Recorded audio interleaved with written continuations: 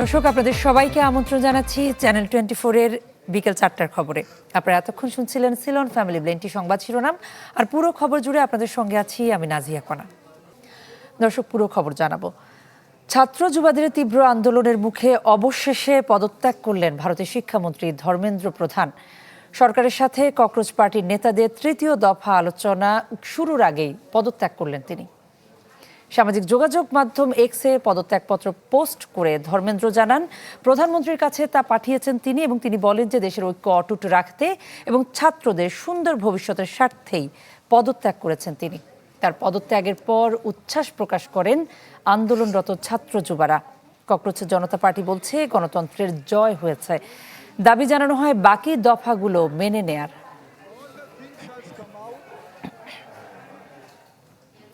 দর্শক, এ বিষয়ে আরো জানাতে দিল্লি থেকে আমাদের সঙ্গে যুক্ত হচ্ছেন শুভজিৎ পুততুণ্ড।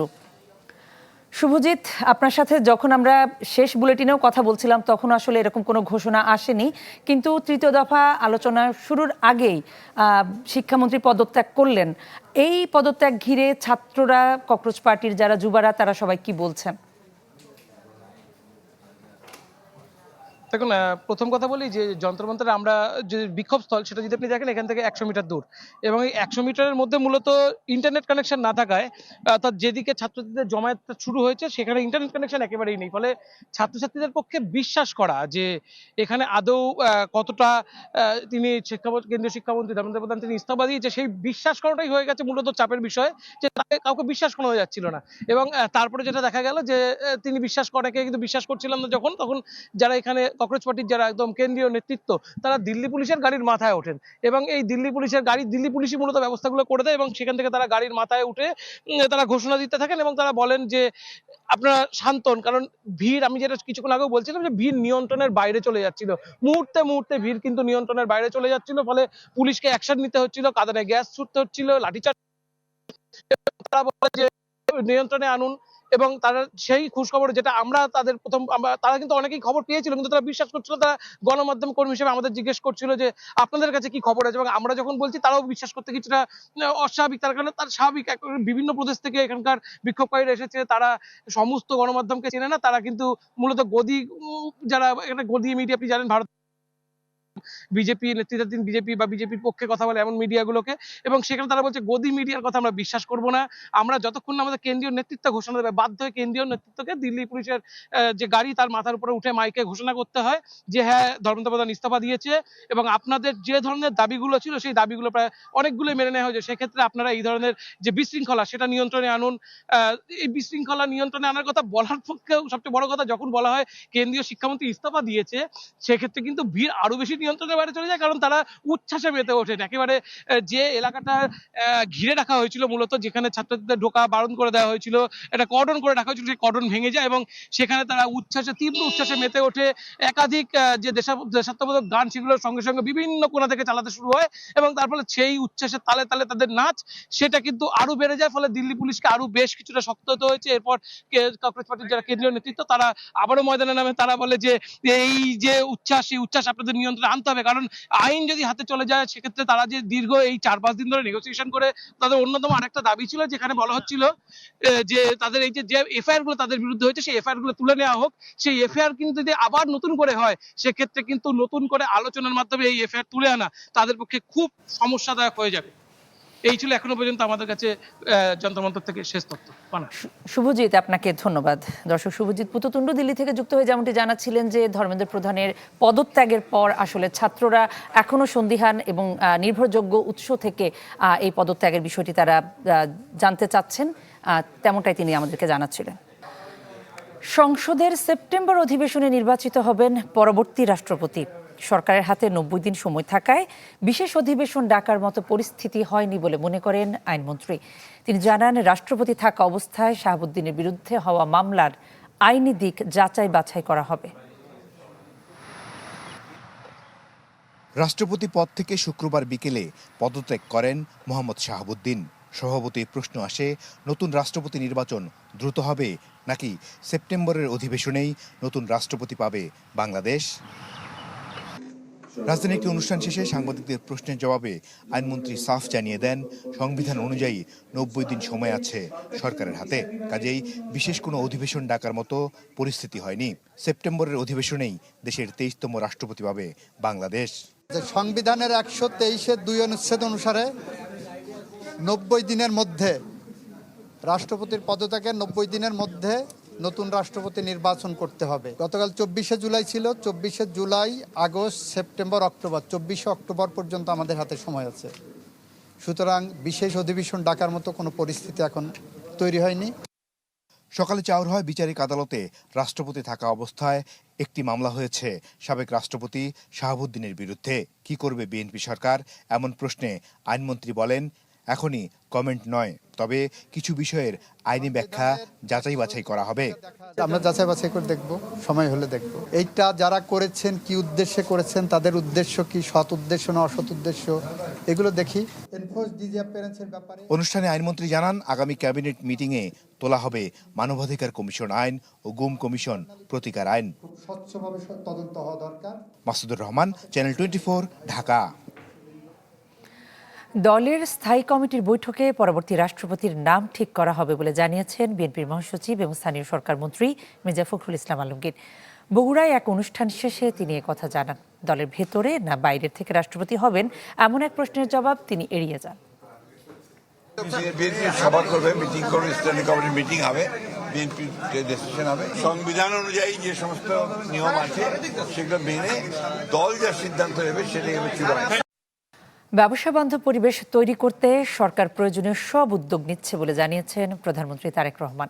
রাজধানীতে এক সামিটে প্রধানমন্ত্রী বলেন, তৈরি পোশাক শিল্পের পর সেমিকন্ডাক্টরই হতে পারে নতুন অর্থনৈতিক সম্ভাবনাময় খাত। এজন্য সব পক্ষকে এগিয়ে আসার আহ্বান জানান প্রধানমন্ত্রী। সম্মানিত সুধীমণ্ডলী, রাজধানীর নব থিয়েটারে 2 দিনব্যাপী national semiconductor symposium and BER summit. এর লক্ষ্য দেশকে বৈশ্বিক সেমিকন্ডাক্টর ও ডিপটেক উদ্ভাবন কেন্দ্র হিসেবে গড়ে তোলা। আগামীর বাংলাদেশ বিনির্মাণের একটা উদ্বোধনী অনুষ্ঠানে প্রধান অতিথির বক্তব্যে প্রধানমন্ত্রী বলেন, এই সম্মেলন শুধু একটি সাধারণ আয়োজন নয়, বরং আগামীর প্রযুক্তি নির্ভর দেশ বিনির্মাণের কারিগরদের মিলন মেলা। জানান, সরকার এমন একটি বাংলাদেশ গড়তে চায় যা হবে স্বনির্ভর, সমৃদ্ধ এবং প্রযুক্তি নির্ভর। বর্তমান সরকার এমন একটা বাংলাদেশ গড়তে চায় যে বাংলাদেশটি হবে স্বনির্ভর, সমৃদ্ধ এবং প্রযুক্তি নির্ভর। বক্তব্যে প্রধানমন্ত্রী সেমিকন্ডাক্টরকে চতুর্থ ও পঞ্চম শিল্প বিপ্লবের ভিত্তি হিসেবে উল্লেখ করেন। বলেন, এই শিল্প বিকাশে সরকার, বিশ্ববিদ্যালয়, গবেষণা প্রতিষ্ঠান, শিল্প মালিক, উদ্যোক্তারা একসঙ্গে কাজ করা জরুরি। জানান, সেমিকন্ডাক্টর শিল্পের কাঁচামালের উপর থেকে সব ধরনের কর ও শুল্ক প্রত্যাহার করা হয়েছে। এই সেক্টরকে কিভাবে সামনে এগিয়ে নিয়ে যায় তার জন্য আমরা কতগুলো পদক্ষেপ গ্রহণ করেছি। বিশেষ করে এই বাজেটে সেমিকন্ডাক্টর শিল্প তৈরির সকল কাঁচামালের উপরে সব ধরনের ট্যাক্স বা শুল্ক প্রত্যাহার করা হয়েছে। সরকার প্রধান বলেন, তৈরি পোশাক শিল্পের পর সেমিকন্ডাক্টরই হতে পারে বাংলাদেশের নতুন অর্থনৈতিক সম্ভাবনার খাত। আশা করেন 2030 সালের মধ্যে এই খাত থেকে নির্ধারিত রপ্তানি আয়ের লক্ষ্যমাত্রা অর্জন করতে পারবে দেশ। পোশাক শিল্পের পরে সেমিকন্ডাক্টর শিল্পই হতে পারে বাংলাদেশের জন্য আরেকটি সম্ভাবনায় অর্থনৈতিক গন্তব্য। এই লক্ষ্য বাস্তবায়নে আমি সংশ্লিষ্ট মন্ত্রণালয়, সরকারি সংস্থা, বিশ্ববিদ্যালয়, শিল্প খাত, প্রবাসী পেশাজীবী এবং উন্নয়ন সহযোগীদের সমন্বিতভাবে কাজ করার জন্য বিনীত আহ্বান জানাই।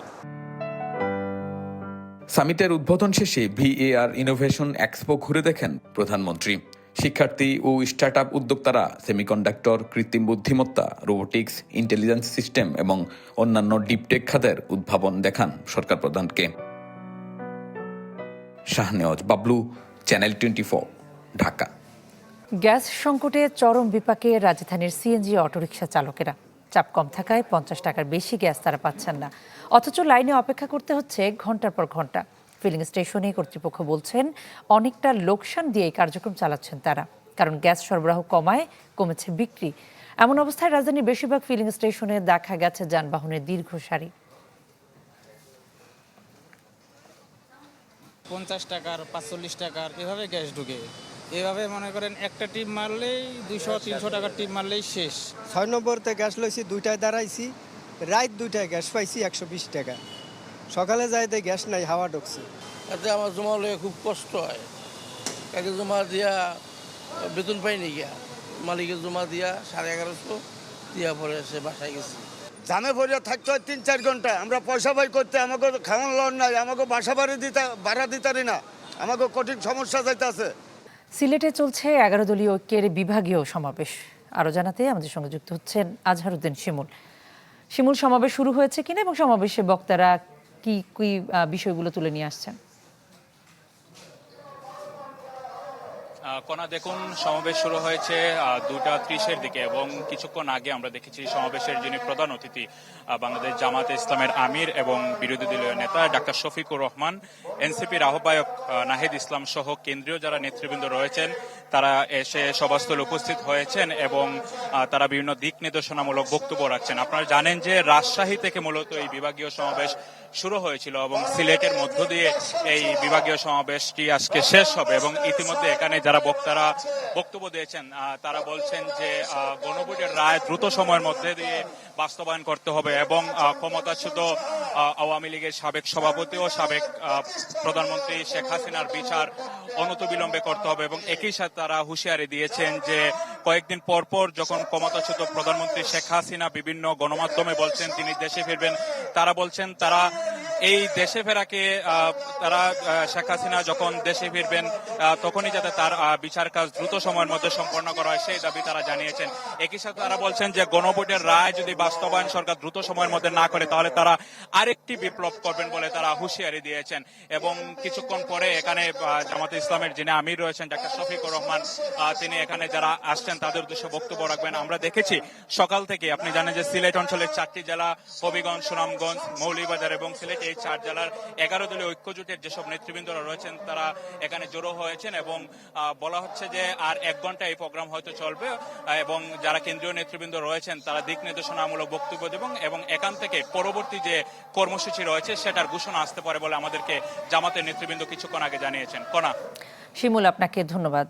দর্শক, আজহারউদ্দিন শিমুল আমাদের সঙ্গে যুক্ত হয়ে জানাচ্ছিলেন সিলেটে 11 দলীয় ঐক্যের বিভাগীয় সমাবেশের সবশেষ তথ্য। আগামী সোমবার শাপলা চত্বর হত্যাকাণ্ডের মামলার প্রতিবেদন দাখিল করা হবে। ওই দিনই শুরু হবে বিচার কার্যক্রম, একথা জানিয়েছেন আন্তর্জাতিক অপরাধ ট্রাইব্যুনালের চিফ প্রসিকিউটর মোহাম্মদ আমিনুল ইসলাম। আগামী সোমবার আমাদের রিপোর্ট প্রস্তুত করা হয়েছে, রিপোর্ট আমার কাছে সাবমিট করেছে। আগামী সোমবার দিন আমি বাদী হয়ে ফর্মাল চার্জ ইনশাল্লাহ আমি দাখিল করব এবং আগামী সোমবার থেকে এটা ফর্মাল বিচার কার্য শুরু হবে। জানাবো খেলার খবর। অস্ট্রেলিয়ার বিপক্ষে টেস্ট সিরিজ সামনে রেখে মিরপুরের ফিটনেস টেস্টে অংশ নিয়েছেন ক্রিকেটাররা। শনিবার সকাল থেকে জাতীয় দলের ট্রেনার ইফতেখারুল ইসলাম ইফতির নেতৃত্বে শুরু হয় বিশেষ সেশন। প্রথমেই ছিল 1600 মিটার দৌড়, এরপর ইয়ো টেস্ট এবং স্প্রিন্টেও অংশ নেন ক্রিকেটাররা। তাইজুল ইসলাম, নাজমুল শান্ত, মমিনুল হকদের পাশাপাশি এই সেশনে অংশ নেন মিঠু নাফিফরা।